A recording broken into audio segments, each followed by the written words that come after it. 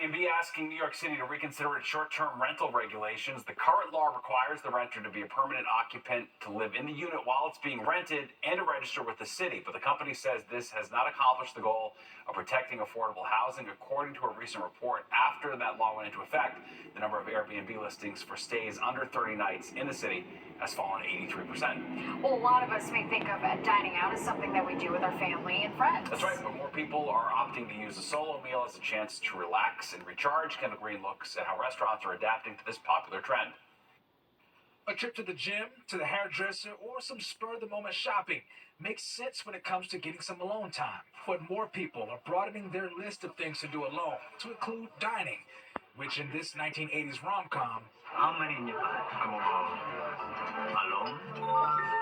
wasn't that popular, but times are changing. On OpenTable, a restaurant reservation booking platform, reservations for solo diners rose by 8% for a solid year through May 31st, compared to the 12 months before. The booking platform surveyed 2,000 consumers over the summer and found 60% of people dined alone in the past year, including 68% of Gen Z and millennials. I think everyone should be traveling by themselves. Freelance writer and blogger Christina Ford, who travels all the time, gets it.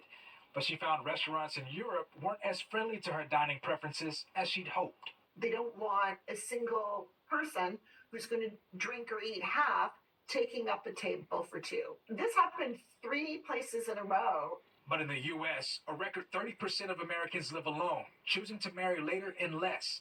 Americans married with kids down from 67% in 1970. We asked a couple of solo diners what triggers the trend, and for them, it's more about the restaurant and staff that makes them feel at home. And it's a nice, easy, really familiar type of situation where you can enjoy going by yourself. Well, I know all the waiters and the people who work, in the kitchen, because I've been living in the neighborhood for 28 years now. Ford, though, found hope that other restaurants could soon be viewing parties of one in a different light. I went to have lunch at Balthazar, and I sat down and I ordered my meal by myself.